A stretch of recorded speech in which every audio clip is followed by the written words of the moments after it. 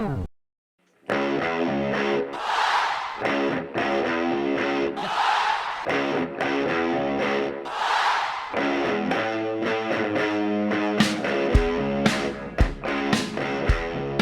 everybody, and welcome to Book It Vince, the Wrestling Dream Match podcast. I'm one of your hosts, Martin Bennett, and with me, as always, is the one-man human crime spree, Anthony Hall. Oh, the one-man human crime spree? What a nickname. I think that's a deep cut. What a nickname. That's a deep cut. Who the hell could possibly be the one-man human crime spree? Well, I was originally going to go with his most notable nickname, the human suplex machine. Is it Brock Lesnar? No, it's Taz. Oh, Taz. Yeah, Taz. Oh, another person who does suplexes. The human suplex machine, the path of rage, the orange and black attack, the one-man human crime spree. One-man human crime spree. Taz, big time guy. Big time cool guy. Hey, Team Taz, you know? I don't know what we know. Do they have like a catchphrase or something? They're about to break up, so who cares? I think they do. They have to. It exists. You son of a bitch. That's That's what Taz comes out and says.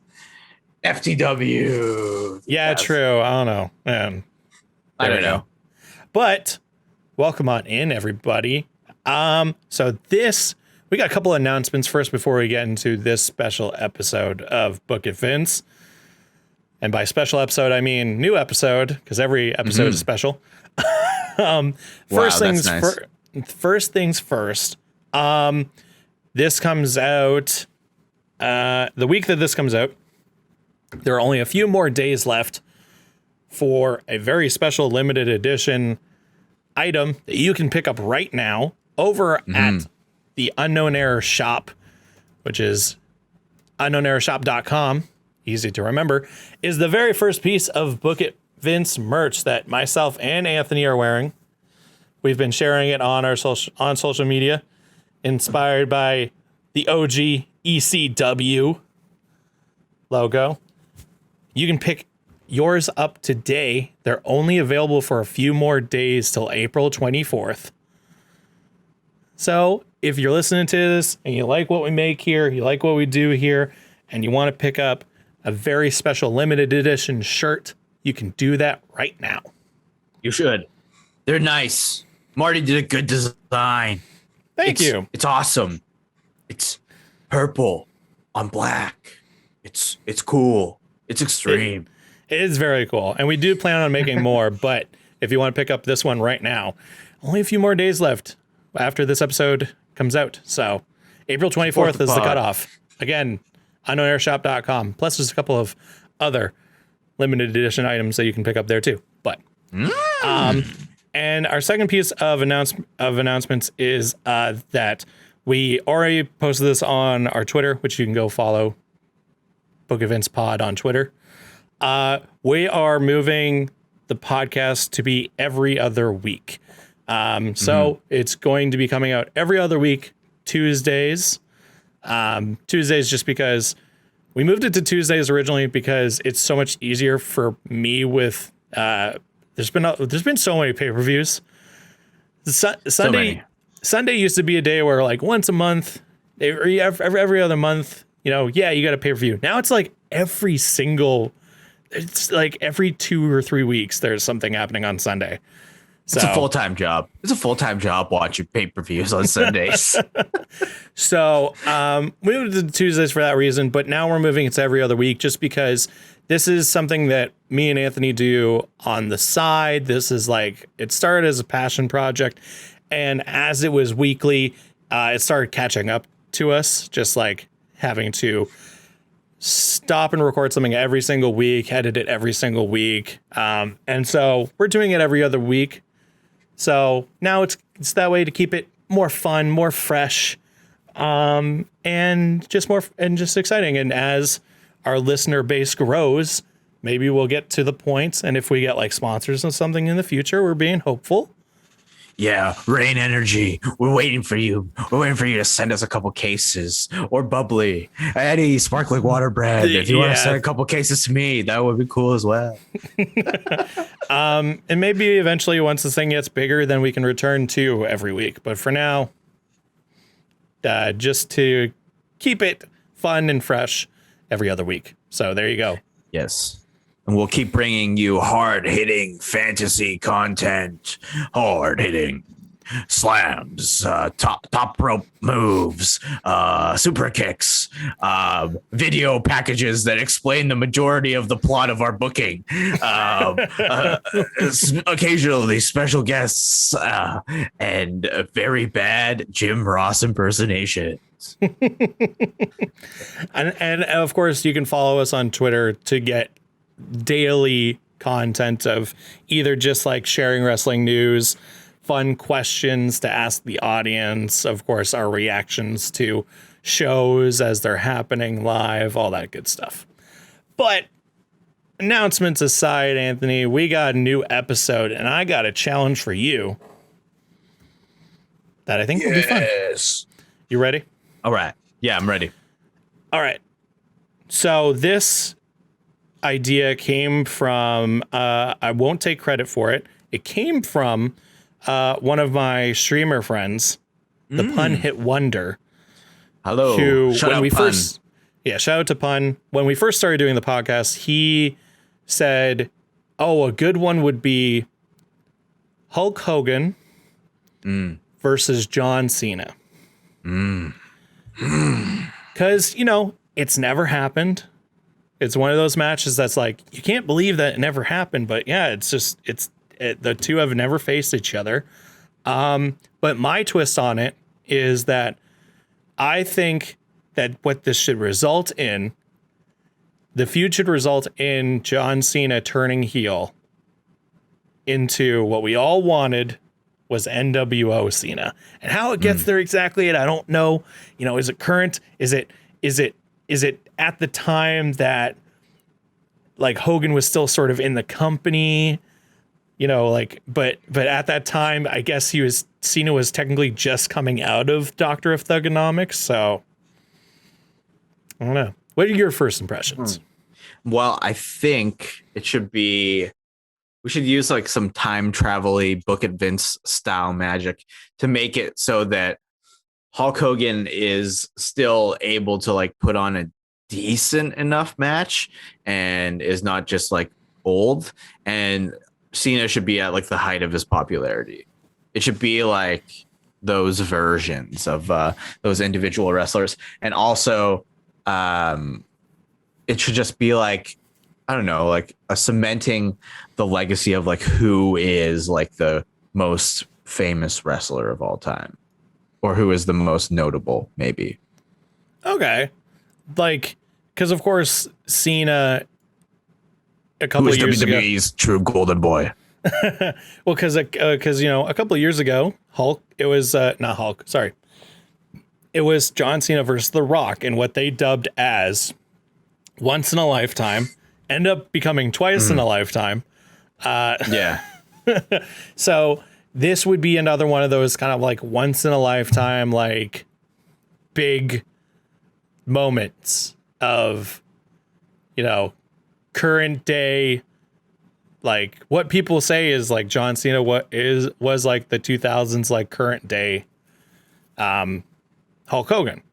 Right. And so it could be a thing of like, the way that I kind of picture it is it starts out as like, this is a respectful match.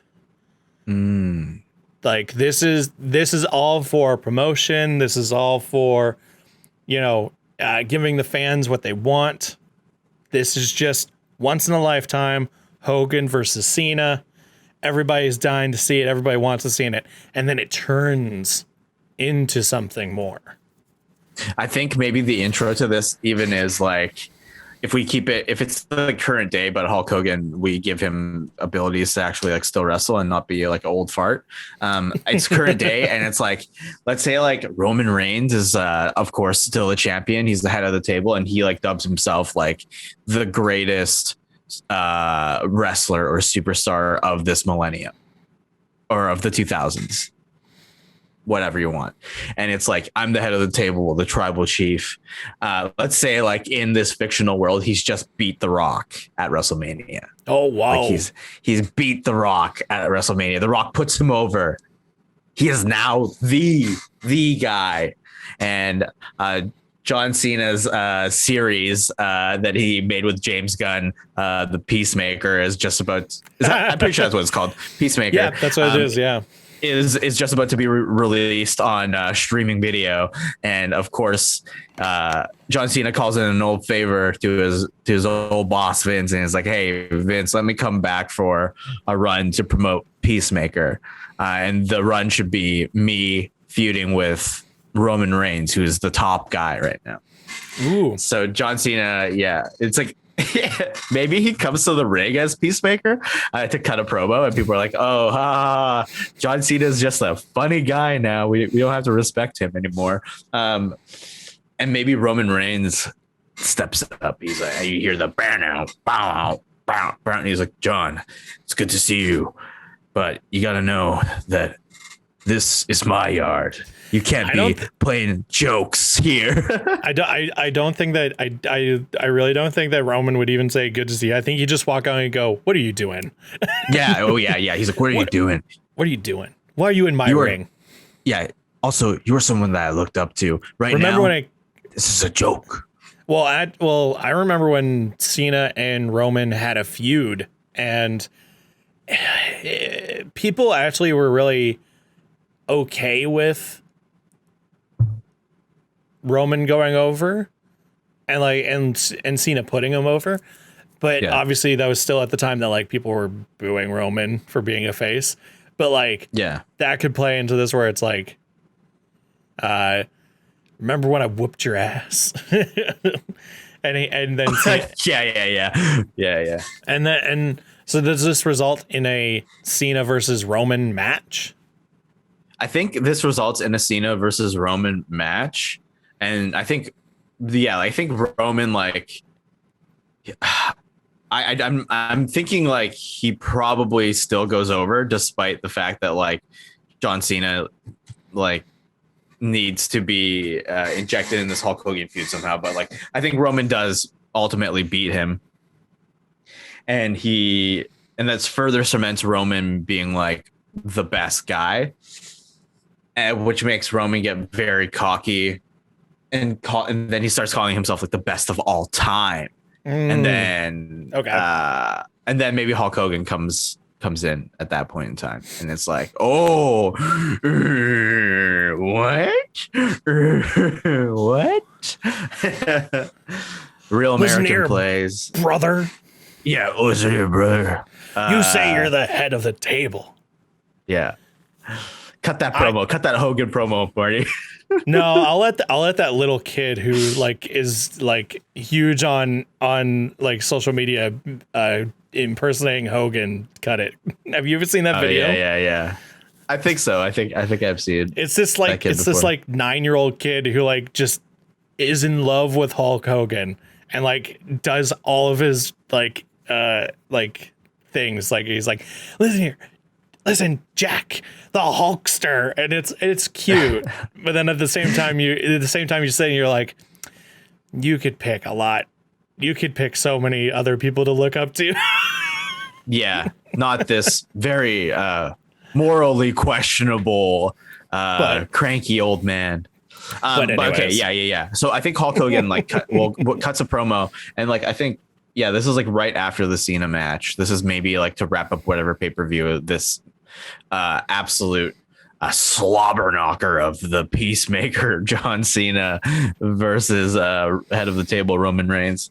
But I think like Roman Reigns is really putting himself over with a promo, and maybe even Paul Heyman is there, and he's like, he's the best of all time. No one can step to my client, the tribal chief. And of course, Hulk Hogan's music hits, and I think this sets up a triple threat because John Cena's like, I'm not gonna let Roman just step on over me and have someone who is even older and arguably just like a lesser superstar of this particular time, because like he's an old guy. He probably can't wrestle anymore.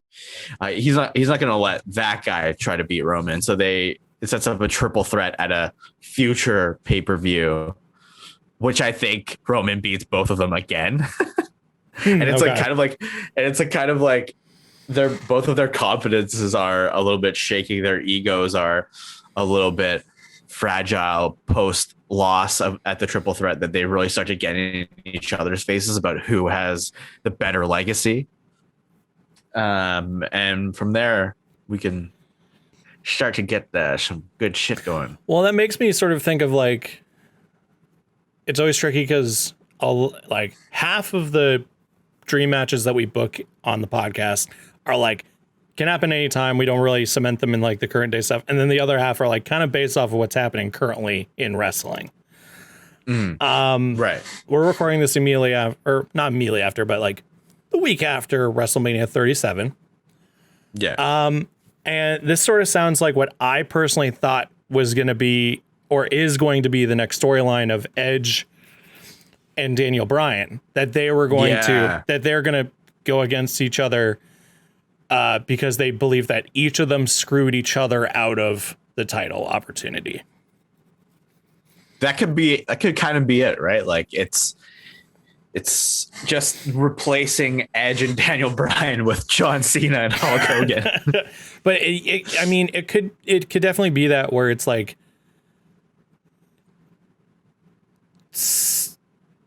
Cena and Hogan believe that each other is the reason why they didn't win. And maybe in the match there's a reason for that.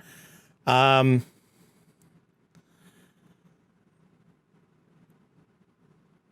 think what's kind of getting me is like, it's kind of crazy to have like these legends and like these crazy like historic performers going against like someone like Roman Reigns, where Roman should probably be facing like guys that are more of like current day stuff. Like, that's just me. But it's the WWE, man. Like, they love bringing old dudes to do programs, like just to get the ratings up, to win the ratings. Yeah, and I guess you could technically have it where like Roman technically pins Cena, and so Hogan stays clean. Hogan is still like, I'm untouched. I mean, because it would be absolutely insane for that, like, Roman to have just like double pinned two of the great, most like decorated wrestlers in all of WWE. It would be crazy. It would be. It is a little far fetched, but yeah, if we go off of John Cena getting pinned twice, it's like, oh, John, do you even really care about wrestling? Is what Hulk Hogan can say to John Cena. It's like, oh, you're a big movie star. You're the host of the new Wipeout on TNT. Mm-hmm. He's like, you don't even care about this business anymore. This business gave you everything you ever could have imagined, everything you ever dreamed of. And what are you doing? You're running away. You're not fighting anymore. It's pretty funny, though. It's pretty funny that, like, that's the thing that always makes me laugh whenever it came to like those moments of like when Cena faced The Rock, and Cena's whole thing was like, oh, you're a movie star now. And look at what Cena's doing. He's literally doing the exact same thing. And Cena can literally say that about Hogan too, where he goes, so are you just mad that I'm in big blockbusters like the Fast and the Furious franchise and now the DC movies, and you made Santa with muscles? Yeah. This is just becoming very petty. these two older dudes just being very petty about their careers outside of wrestling. But it's also the thing where I wonder, like, is the idea of two guys who have been there and done that arguing over who can still go? Like, is that like is that entertaining enough to create like a interesting feud? Like, because Cena versus The Rock was literally like, everybody wants to see us wrestle. Let's wrestle. But is them arguing over like who is more washed up? Like does that make it entertaining? Does that make it people want to watch it? Or should it literally just be like people want to see us go against each other more than anything for no reason whatsoever? They just want to see us wrestle. So why don't we just give them what they want? It could be that it's like, I think I would more want to see Cena versus Roman and then Hogan versus Roman. And then that leads to Cena and Hogan. Yeah, I think that might be because I do like the idea that like Heyman would and Roman would say he's the best wrestler of this generation, and then Cena comes in, like or that Cena's there promoting, sure, because that's always fun. You can make it always happens. I mean, of course, I mention that all the time in episodes because it's the easiest way to just like shoehorn somebody into the current, picture. But then you could have Roman saying like, I'm the best wrestler of this generation, and then it's him versus Cena and he wins. And then they can now boast themselves to say, I'm the best wrestler of all time. And then that's where Hogan can come in and challenge for that. And then he beats him. And then now it's just, how do they then face each other? Well, if Hogan takes a loss as well, then it's like,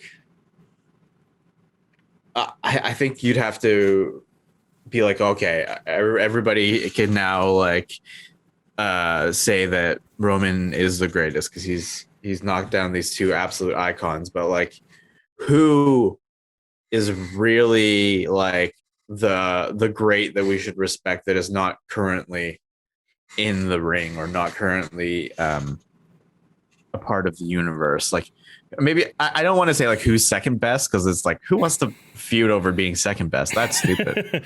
I think what you could do is it could be something very simple.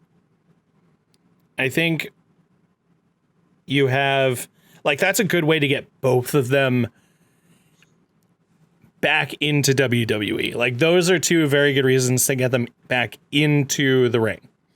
And then Hogan's there and he cuts a promo after he loses. Like, maybe not that night, but maybe the week after. And Hogan says, I got to give it to Roman Reigns. He, like, maybe it's a thing where at the pay-per-view, Cena is watching the match. Yeah. Or maybe like, Cena's watching the match, and then maybe like someone comes up and interviews him, and it's like, well, why are, Cena, why are you, is there something about this match that interests you? And he just says like, I'm curious about how this will end. Right. And then the next week, Hogan cuts a promo about like praising Roman, saying he is like the greatest, maybe not saying he's the greatest of all time, but he's the greatest of just this generation. Yeah. And then Cena just comes out and stands face to face with him. And like, it's insinuating like Cena's like, okay, I couldn't take down Roman. You couldn't take down Roman. We've never faced each other. Like, that sort of thing. Yeah. Like, Roman is the caveat to bring them both back to WWE.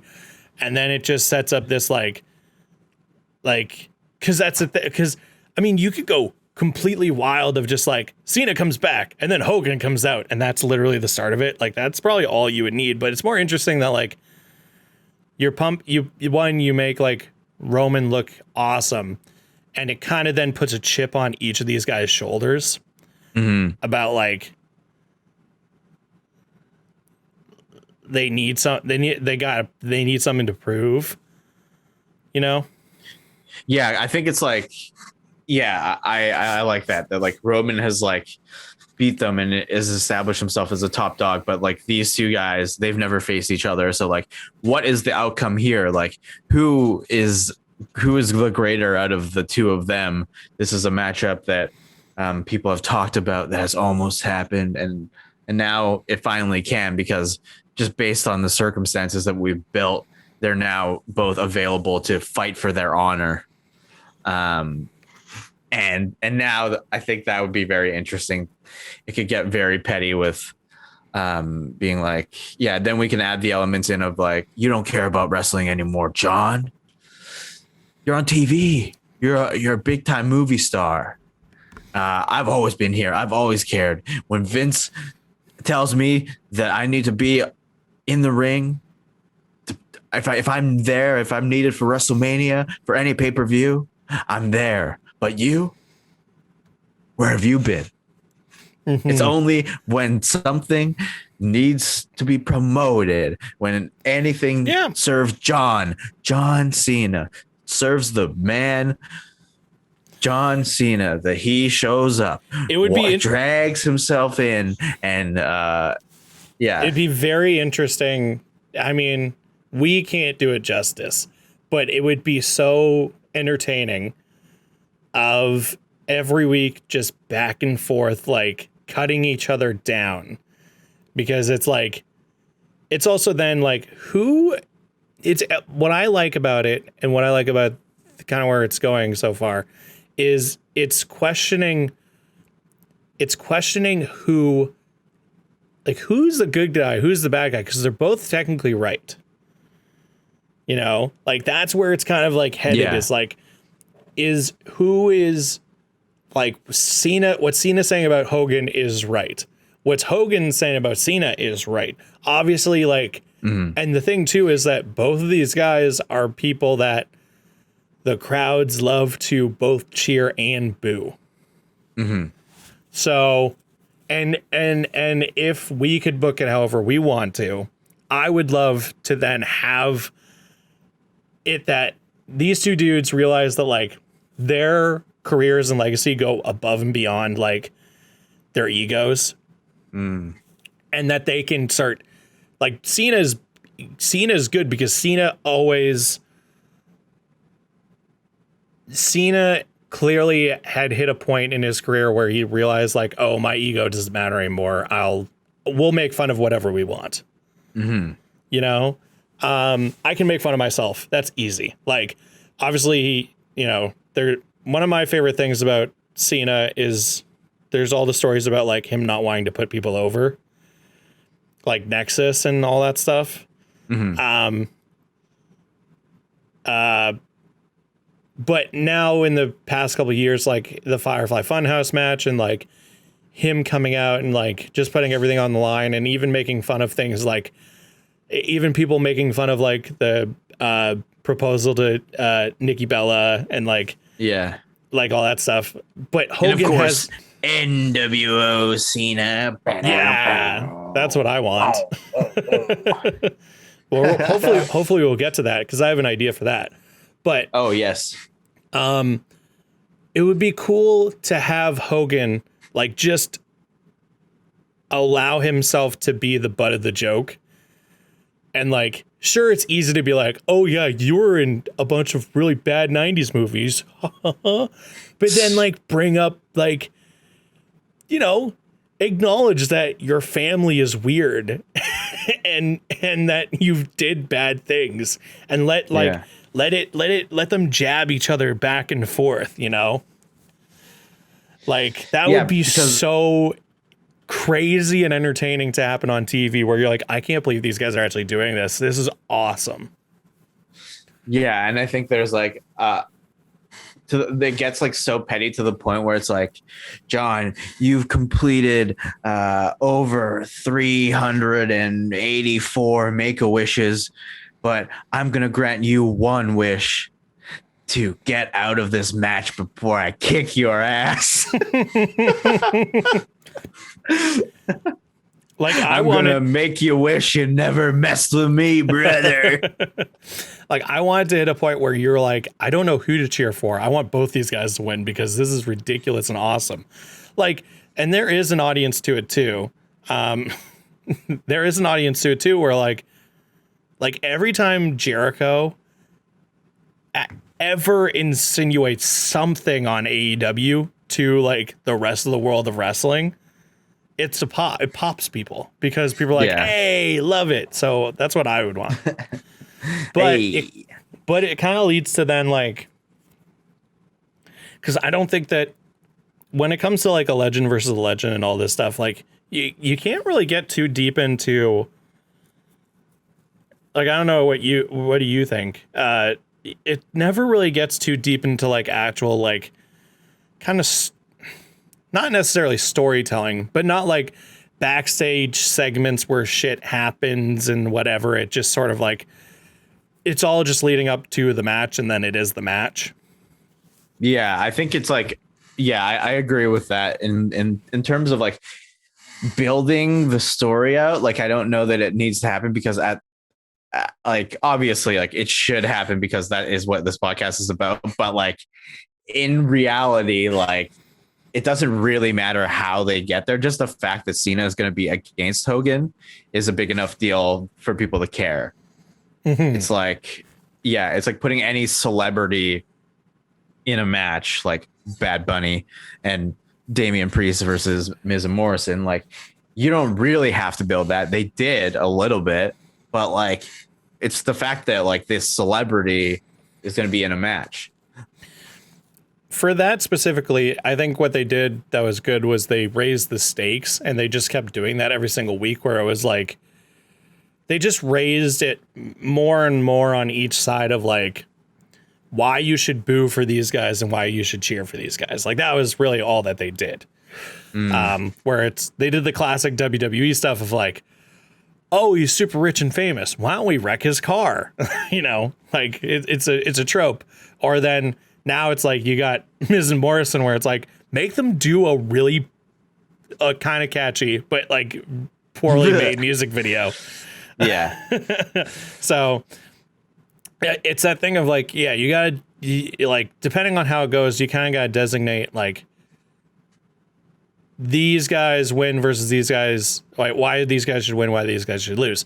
I think then if anything, like we could have each of them compete in like matches on TV where it's like, because I'm pretty sure that's what they did for Cena versus Rock, where like Cena was in like a big match and then Rock came out and like got him disqualified or something like that, or like interrupted it in some way. Screwed him out of a title. That could work. So like you can do stuff like that where they're then like doing it's the thing where I don't think that these two they don't need that sort of like backstage like I'm going to ruin your car sort of shtick. I think it's more like it's about respect and it's about like who is better and who is the bigger icon, you know? Yeah. And I think John Cena should definitely be the one who is like trying to show that he still has it and he's wrestling random people, and then maybe finally he gets a shot again at a title, and it's like the United States title or something random like that, and then it's like, oh, but you can't have the United States title, the real American is gonna stop you. And he comes out and he interrupts Cena. There could be like a heel who's champion and then just like says like, I don't think what Hulkster says that you don't got what it takes anymore, Cena. So, you know, you created the US Open Challenge and and like made it this big thing. I'll be nice to you tonight. Like I don't know who would be US champ at that point of being that sort of like, maybe it's Sheamus, you know, he's current US champion. And he's just like, you know what, Cena, buddy, old pal. And he's just sort of demeaning him. He's like, Hulkster says that you don't got what it takes. You know what? I'll be nice to you and I'll let you have an opportunity tonight. Because he thinks that he can totally beat him or something. And like Cena looks like he's about to win. And then Hulk makes him lose in some way. Yeah, the music just hits. Maybe it's enough that the music just hits and that he like walks down the Titantron and John Cena like goes up to the ropes and is like, what are you doing? And then he turns around and he just gets bro kicked in the face. And then it's a 1, 2, 3. Yeah, or then even like Hogan comes down, like gets in the ring, and Cena's like trying to get up, and then he friggin' leg drops on him. That's mega heel Hogan. But then the next week, Cena does something. Well, actually, maybe they don't. Maybe they don't get to that point because of the turn that I'm thinking of.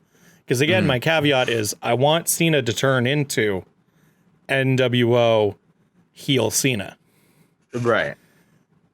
My idea for that is that we build, and maybe we can add a bit more to the build if we want to. It gets to the match. And this can either be like there's a clean win or there's a dirty win. Or like something happens where essentially what I don't know what would be the better way to do it. Essentially what happens is Cena turns full heel in that match. And like does something that he's never done before in any other like match or finish or anything like that, where like, because like Cena's only gone to like past the point of like doing heelish stuff when it's like in a rivalry where it's like, this is my last resort, you know, like I have to like, I got to do a low blow because we've come this far and we're in this no DQ match or whatever. And like, but instead it's like, I kind of want it to be like that thing of like when Daniel Bryan turned heel. Right.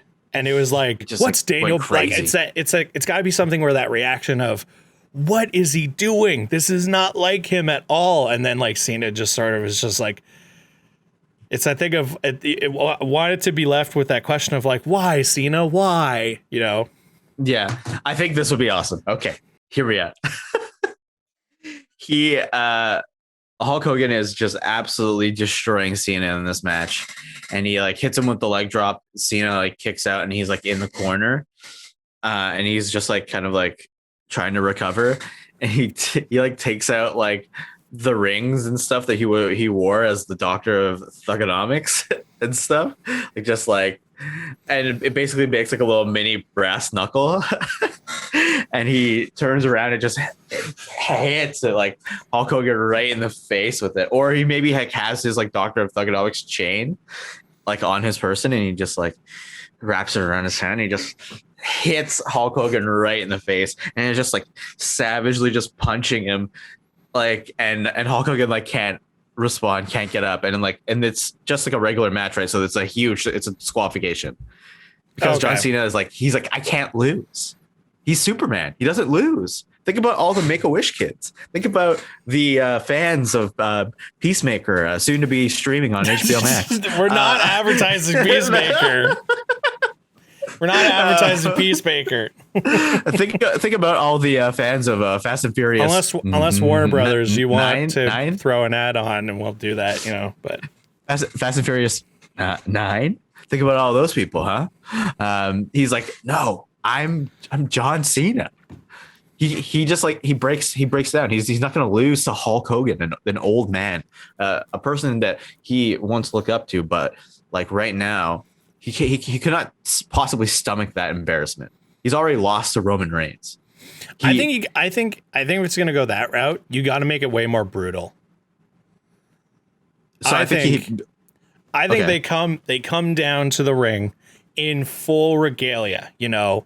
Hulkster's got his boa. He's doing the whole shtick, you know, ripping off his shirt, you know, all that stuff. Cena comes down and it's like, I'm going to show you why I'm the icon I am. Like it's a battle of one-upmanship this whole time. Right.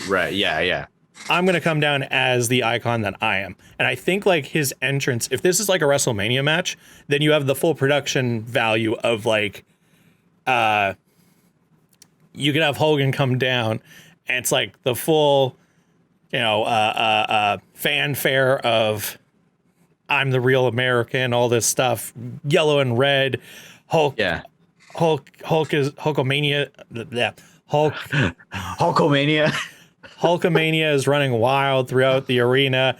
Fireworks of red and yellow pop off, all this stuff, confetti, whatever. Cena comes down, and like as he comes down, it's kind of like a story of like, this is getting super into details, and this is actually why I love WrestleMania entrances, because depending on what they do, it's so interesting. Like it could be just like, I'm a big fan of this thing, and so I want to pay tribute to this thing, where it's like I'm trying to remember what I watched. I think it was WrestleMania 34, where Seth Rollins is like, Seth is a big Game of Thrones fan. Right. And so like the year before he was the Kingslayer. Mm-hmm. And then that was because he was the Kingslayer. He came down, and it was very much themed of what's it called from Game of Thrones? The White King, or like the White Walkers. Mm. So like on the big Titantron was like the eyes of the White Walkers, and then he had contacts in that made his eyes blue, and his clothes was like, it was all that sort of thing. I love stuff like that. And so I think like Cena comes down, and it's kind of like this telling story of like from when he started to where he is now, where it like kind of goes through this like hustle and flow of where like maybe the like Doctor of Thugonomics into hustle, loyalty, respect, like that sort of thing. I think like okay, so he could like come out with like a backwards hat and like a baseball that was a big long jersey. Explanation to why he has the chain. yeah. Okay, so he has a chain and everything, and then he like takes off the baseball jersey and like throws it, takes a hat, throws it, and then he's revealed that he's like just wearing like a Cena shirt, and he's got all like the sweatbands and stuff, and then he's like, you also wear jean shorts. It's just and the music of course is playing. So Jesus. So this is what I think the finish, how it works with what you said, and just adds a bit to it. I think what happens is that Cena like goes for the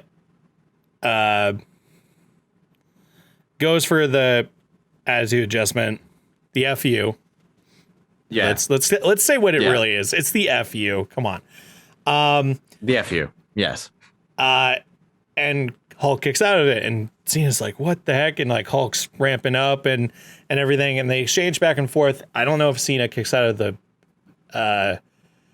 the leg drop as more as like maybe Cena like just misses it, or like he rolls out.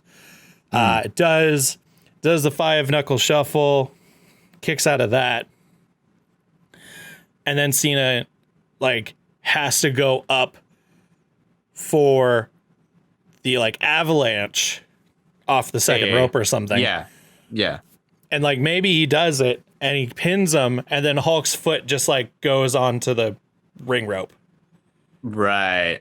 Yeah. And you're like, he would have had it, and Cena's sort of seething at this point, and he doesn't know what to do. And so then I think what then happens is like Cena like picks up the chain, and the ref's like, Cena, don't do it. Cena, stop. No. Like, you don't want to do this, Cena. And everybody, and he's like looking out at all the fans, and he's just looking, and he goes, fine, and drops it, right? Yeah.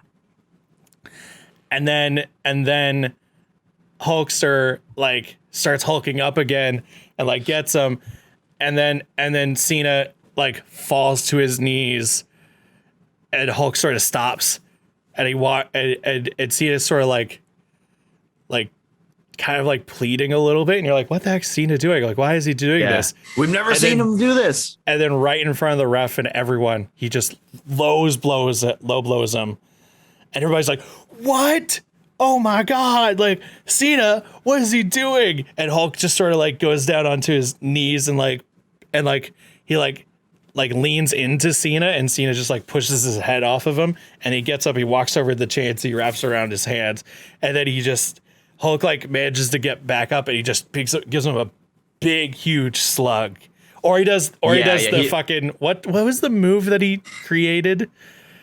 The lightning punch thing. Yeah, he does that. Yeah. Oh, and even better to continue to add to what you're building. He like hits him with the the lightning punch with the chain. He's holding the chain, and then he unravels the chain. And he just starts choking Hulk Hogan in the ring with the chain, and the refs like and then like. A bunch of refs run down, or J&J security, or whatever, and they're trying to just like rip John Cena off, but he's just like he won't let go. And then of course like Hulk Hogan with like he's just like his bald spot and everything. He's just like lifeless in the ring. And I think Cena like lays into him, and then like somehow we get Hulk bleeding. It's like shit, like. Cena made Hulk bleed. Like, what has gotten into Cena? And then he's just wearing a crimson mask. And for me, the sort of touch on top of everything, I don't know if this is too much. Cena then gets out of the ring and he's sort of pacing, and then he goes under the ring and he pulls out a spray can. Oh no! Oh no! And then he goes back into the ring, and like maybe he like punches a ref or something, and like gets everybody away. Over. Yeah. Or maybe he then like grabs a chair and like tries to threaten, the refs or something to make the move. He goes over to Hogan. He flips Hogan onto his back, and on his back he sprays paints NWO. Oh shit. Oh shit. And then walks out. I don't know if that's too much. I don't know if it's like, wait, what? Why did Cena do that? And then the Raw after Mania opens with and who walks out but NWO Cena. He's doing this. He's doing exactly this. And he comes out and he's like, he's pissed. He took me to a place I never thought I'd be. Yeah. And you made me resort to things that I said I'd never do. And maybe he calls out the WWE audience and the WWE universe and is like, you all wanted this. Are you happy now? Yeah. Like, are you happy? And then Hogan comes out, got a bandage on his head. He's followed by officials, Adam Pearce, running after him. He runs in the ring and starts trying to beat up Cena. Cena's hitting him back. And then all of a sudden, people enter the ring and grab Hogan, throw him off of it. And they're wearing NWO shirts. Ooh. But who is it? It's not Kevin Nash. It's not Kevin Nash though, and it's not Scott Hall. But it's how many members are we giving the Cena NWO? I mean, I think it would be 4. Because the original was 3. It was Hogan, Scott Hall, and Kevin Nash. X-Pac was a part of there. Was actually a big time part of there. But I think like if you had like 3 dudes who are like looking up to Cena, and it's like, okay, this is your stepping stone. You're working under Cena, and now you get to be like monster heels and get to like just have fun, like being crazy bad guys, and like start this new sort of kind of what they should have done with Retribution. So it's just Retribution. It's Dominic Dijakovic, Dio Madden, and Shane Thorne. To me it would be, my idea would be like, okay, if Cena was to turn full heel and do the NWO gimmick, who would be like 3 guys that he would look at on the roster or even in NXT and go, I got a proposition for you. Well, I think if we're trying to match like the blueprint of what the original members are like, probably need like a huge guy. I wonder who the huge guy could be. I mean, on it, like the funny thing is, honestly, I would probably say Dominic Dijakovic, but I would have him be like him in NXT, like, but now just like instead of like I'm the athlete, instead it's just like I'm going to rip everybody's heads off. Yeah, sure. I like that. I like because like to get him away from whatever Retribution is doing now. Let's like take off the mask. Let's let him be Dominic Dijakovic again. He's kind of like, also is he like the Diesel? Would he be like the Diesel of the Cena NWO? Yeah, I would say or is so. he like the Razor? But I would say he's more like he's more like Nash. The thing is, like, you gotta look at it and you kind of gotta have contrast to like Cena, where like Cena, you know, is the face and Hogan was the face. Yeah. And then you have you got two big dudes. One is kind of like the big, just I don't mess with me, I'll kick your ass. And the other guy, and then Scott Hall is no, not Scott Hall. Scott Hall is sort of, you know, he's Razor Ramon. He's he's sort of this, I don't want to say slimy, but he's, you know, he's sort of the like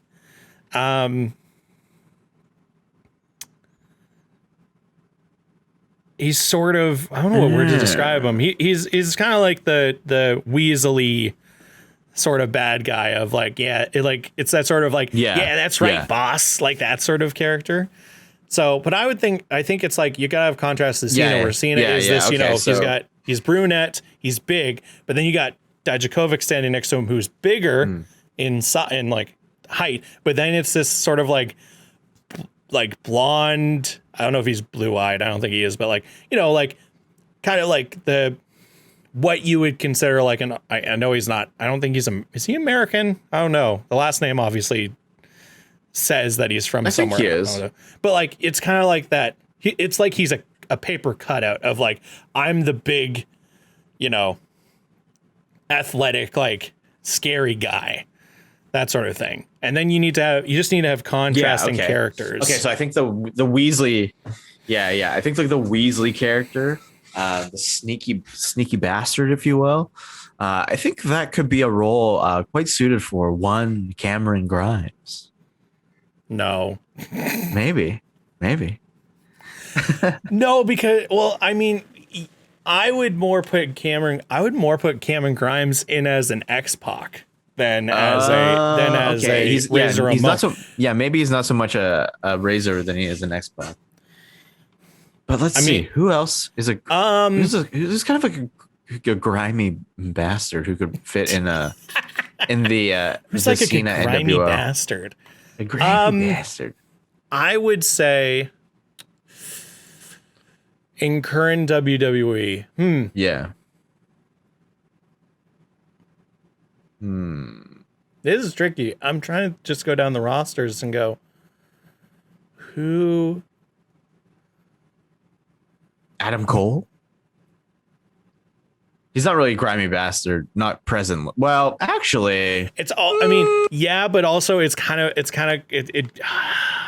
although when Hall and Nash came into WCW, they were big time players. Like, they carried themselves as big time players.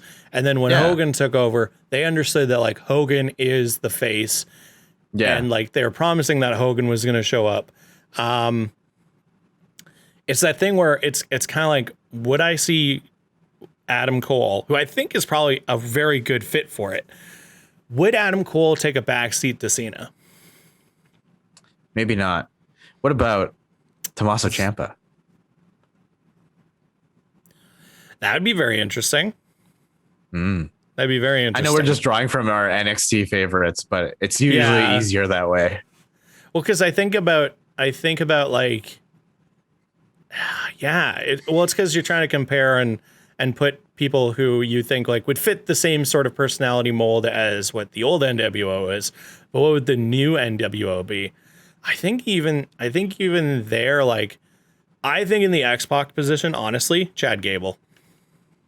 Oh, yeah. I mean, because if we're just gonna like bring up people who are not like being utilized, who could definitely flourish in the position, then I think like Dijakovic and Gable are heavily underutilized. I think Gable, one, because it's like, yeah, he's small, but he's like an incredible wrestler, which is something that Cena would be like.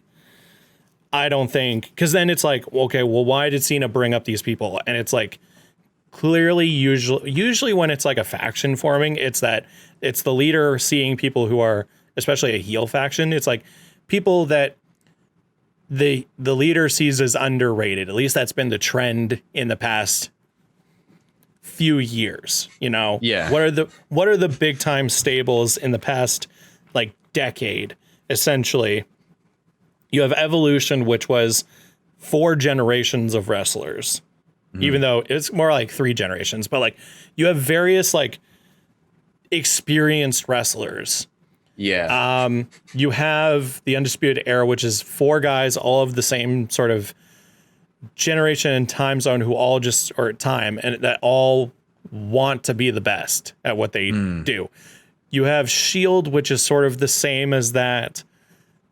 You have the Hurt Business, which is kind of like MVP seeing like the people that he sees being as underrated. So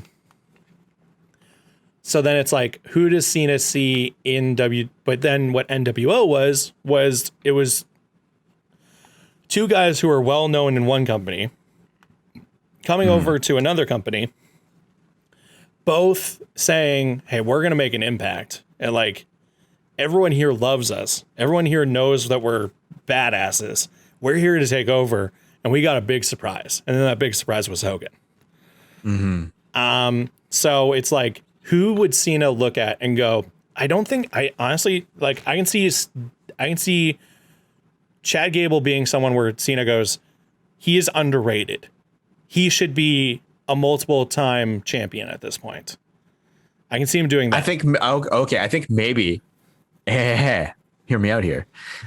We can follow a bit of that blueprint of some surprises, people that you do not expect to be in the Cena NWO, people who have maybe left the company, who are in other companies returning. And that could be a really spicy thing. So we have Dijakovic and we have Gable already, but there's 2 other members. Yeah, I think Dijakovic surprise somebody. Yeah, I think Dijakovic is a good pick because it's that Cena sees the potential. Yeah. It's that sort of thing where it's like I think one member should be, I see the potential in you and you're going to do great things. And also it's like someone that he can get do his dirty work, you know, because then as soon as you become like a big bad guy, you let other people do your dirty work. Like that's what Hogan did. Like, he had the entire NWO do all the stuff that he wanted to other people. You have the up and comer, which is Dijakovic. You have the person that's wholly underrated, which is Gable. And then the third person, I think, could be someone that everyone knows is awesome and just sees things the same way that Cena sees them. And it's like a confidant, you know?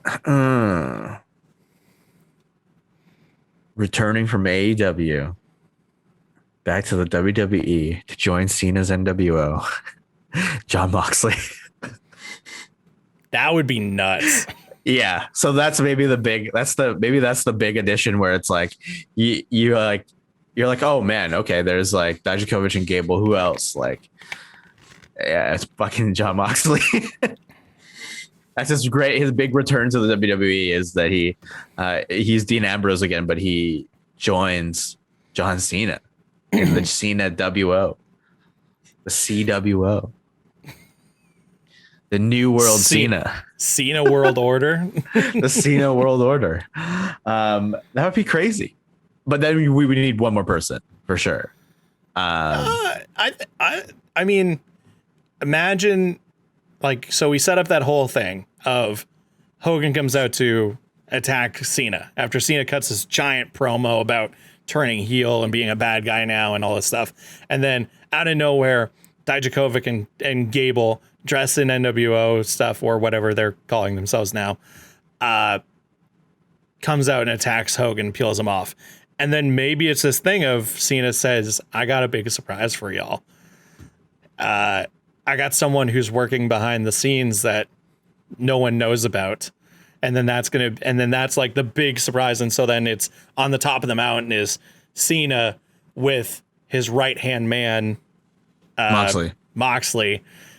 And they're two like powerhouse underlings of Dijakovic and Gable. That's pretty awesome, actually. That's and pretty instead cool.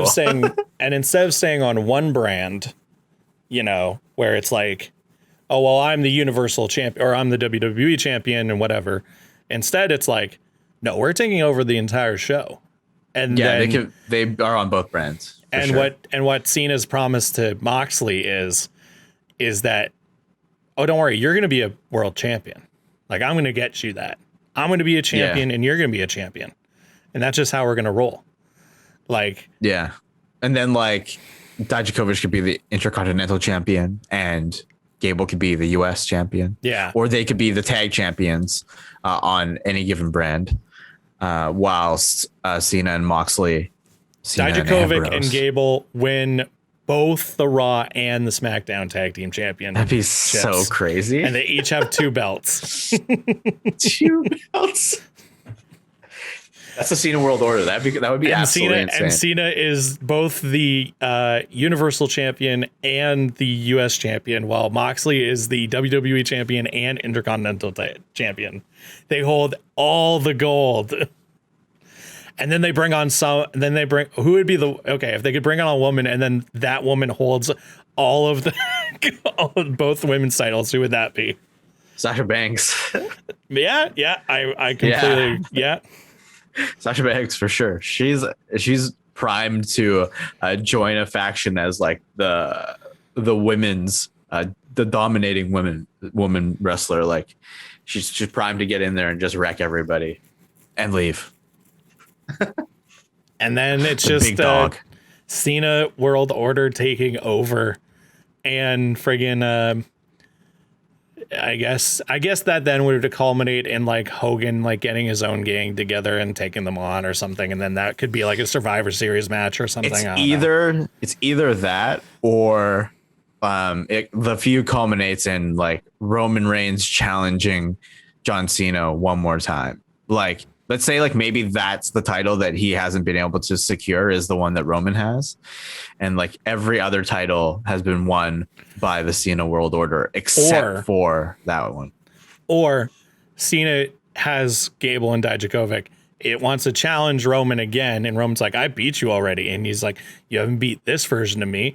And they go into their championship and he manages it to get into like a, no holds barred or whatever.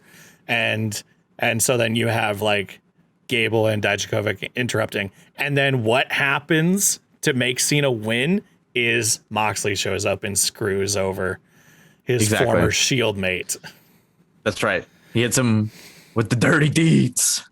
He does him dirty with the deeds. I think it would be just awesome if Moxley showed up in WWE just as Moxley. Not even as it would be so confusing. People would be very confused. No, I don't think so. But it'd be they'd be like, what? It wasn't this Dean Ambrose? But they would never like WWE would never do that. Like they wouldn't be like, oh, this guy who was with the company who went by another name with a different company, and then he comes back and he. I mean, but they change people in their own company all the time. But that's within their own company. That's their choice. That's because they can't profit off of John Moxley. True. They have to profit off of Dean Ambrose, and that's Dean Ambrose is the name that has the history with Roman. So that is very, very spicy. That Dijakovic and Gable come in. Maybe the Usos are there to counter because, of course, the Samoan bloodline. But then, yeah, the numbers are still skewed. What's Paul Heyman going to do? Is Paul Heyman going to try to stop John Moxley, Dean Ambrose? No, of course not. So he'll come in and he'll hit the dirty deeds on Roman Reigns, and then NWO Cena will get Roman Reigns up onto the second rope or the top rope and hit him with an avalanche AA. and then roll through and hit him with one more avalanche AA and then pin him. And then that's like the culmination of the CWO is they have all the belts, and Cena finally beats Roman, who started all of this. The match that started all of this business was John Cena promoting Peacemaker, soon to be streaming on HBO. No, we're not promoting Peacemaker.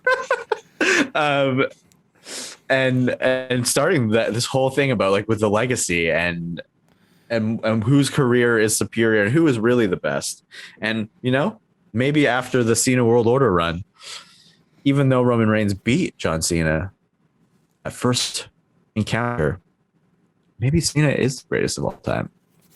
But that is a fantasy here at Book of Vince, because God knows that would never happen.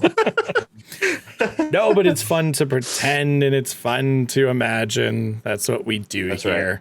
So there we go. That is Hulk Hogan versus Cena, and the turn of Cena's heel turn and creating his own new world order.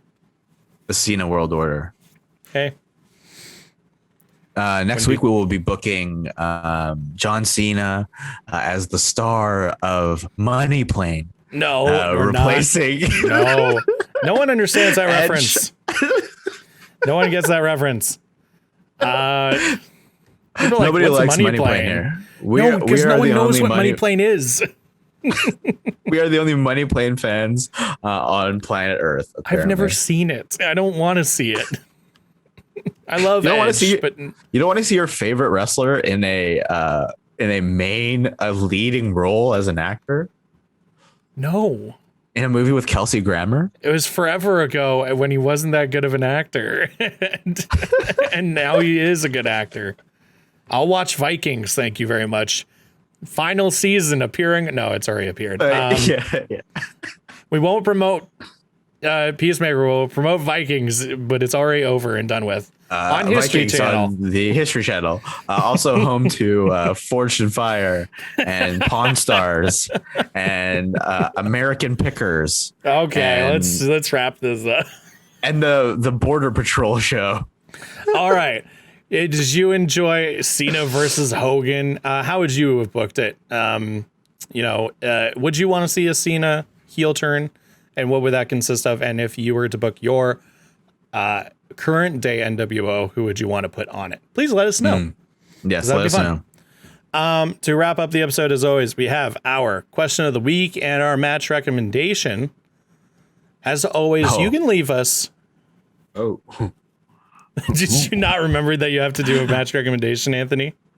Oh, well, Here, you think one while I go through this. As always, if you want to leave questions for us to answer here on the podcast, you can do so by leaving them for us on social media, on Twitter, or you can also go to our website, unknownairfilms.com/bookadvince.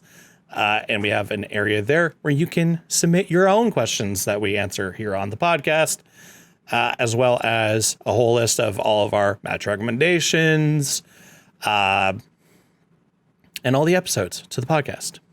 Yes. So first off, though, is our question of the week. This question, since this episode is coming out the week after WrestleMania, the biggest event of the year.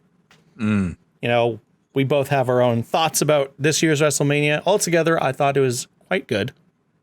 Yeah, it was good. It was, but surprisingly okay. Yeah, that's how I feel about it. Surprisingly okay. But does anything from this year's WrestleMania break into your favorite WrestleMania moments ever? And so our question this week is, what do you think is the greatest WrestleMania moment? I'm sorry, I love you. Sweet chin music. 1, 2, 3. That's it. Oh, that's it for me. Yeah. The Zoom call broke up for a quick second there. What exactly did you say? Oh. What I did say was that I'm sorry, I love you. Super kick 1, 2, 3 is my favorite WrestleMania moment because of the emotion, because of the stakes, because I mean, it's a very basic answer, but I've shown civilians, non-wrestling fans that match and that moment, and they're like, wow. With very little explanation, they're like, wow. So I think that's definitely, it's got to be my favorite WrestleMania moment. And Kofi Mania. That's a very good one too. It's tough. There's a lot of really, really, really great WrestleMania moments out there.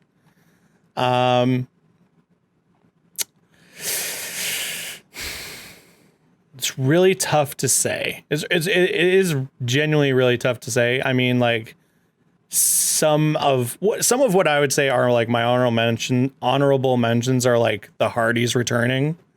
Oh yeah, like, that's a good one. Like that's a really good one. Surprise into the tag team ladder match, and then they end up winning it. Because you think it was going to be the New Day, right? You think the New Day are going to enter because they're the hosts of Mania. They're not in a match.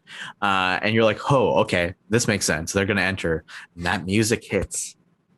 That Hardy theme. Ooh, ooh. I remember watching that and I was screaming my head off. I was just like, ah, ah. Even though I like very much knew that they were going to return. Like I had a feeling. Another one of, I mean, another honorable mention. I think I know what I'm going to say for my actual one, but I'll mention these two honorable mentions. I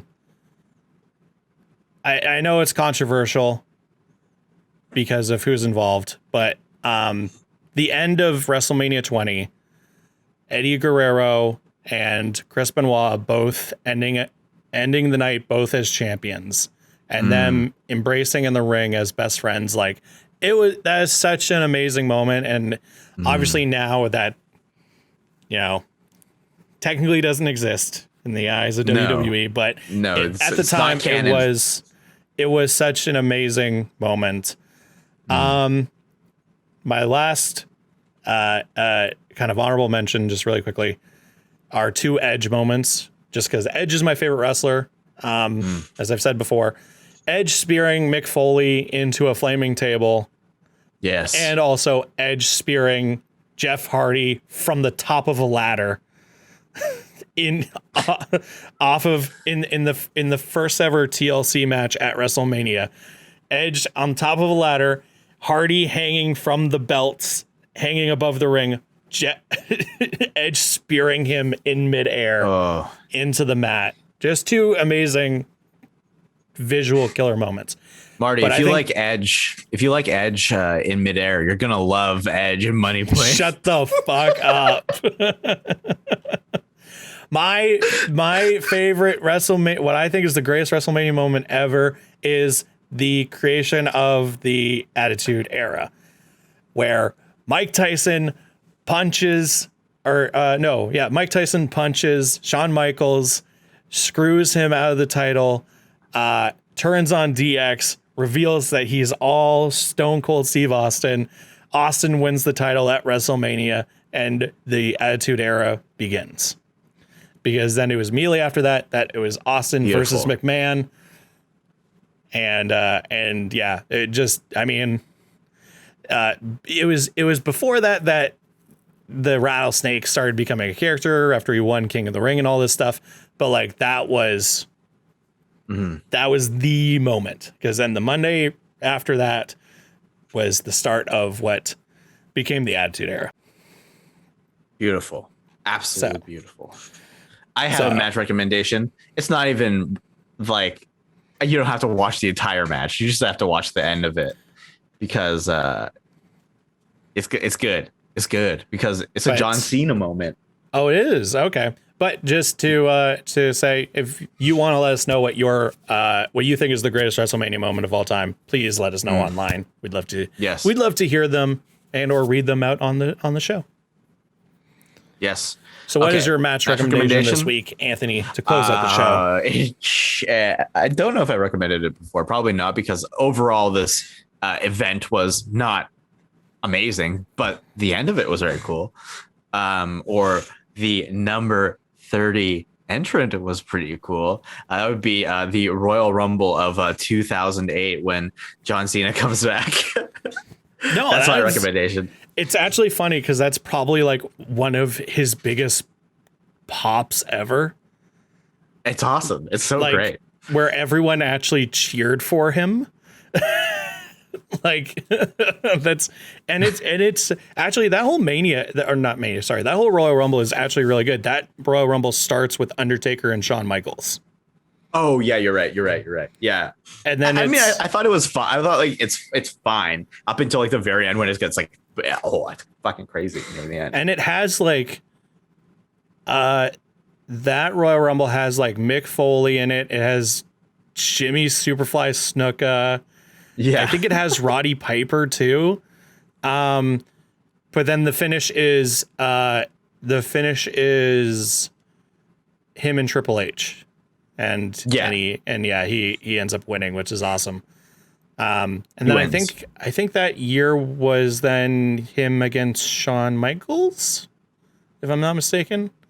I'm not sure, so. But the Royal Rumble, that's the recommendation. You gotta listen for the pop, and it's great.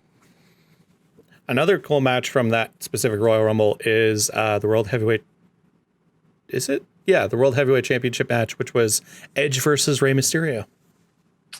Shout outs to Edge. Shout outs to Rey Mysterio. My favorite wrestler and your favorite wrestler. There we go. So go watch the 2008 Royal Rumble just for Cena's epic pop of his surprise return after returning from injury, where he returned like way earlier than everyone expected. So yeah, way earlier. It's great. All right. I think that's going to call it for this episode of Book of Vince. It was a good one, Anthony. I enjoyed it. It was fun. And we hope you enjoyed it too. As always, you can reach us online and see everything that we're doing here at Unknown Air by following us at UE_films. You can follow myself online on Instagram and Twitter at Barton Minute. You can follow Mr. Anthony Hall at Hall and Jokes on Instagram and Twitter. And you can follow the podcast on Twitter at Book It Vince Pod. And remember, less than a week, April 24th is the last day that you can pick up these limited edition shirts. These the first ever Book It Vince shirt. A homage. Support the brand. A homage to ECW. Classic. Awesome wrestling t-shirts. Pick yours up today. UnknownAirShop.com. Is this what Goldust does? Yeah, he did stuff like that. For our video watchers, I was doing a very soft caress of our graphic. That's true. I completely forgot that if you're listening to the podcast, you have no idea what these shirts look like. So you should go over to UnknownAirShop.com and check it out and pick one up before April 24th. Limited edition. If you get one, you'll be one of only a few people in the world to have one. That's right. And then maybe someday you can turn it. Maybe someday it can become an NFT and then sell for millions of dollars. I don't know. Yeah. Episode 1 of Book It Vince is becoming an NFT. I don't even know what process that would be. Anyways, thank you so much for listening. Go watch some wrestling. We hope that you stay safe out there, and we'll see you next time. Do the hand sign, but don't say the thing. Too sweet.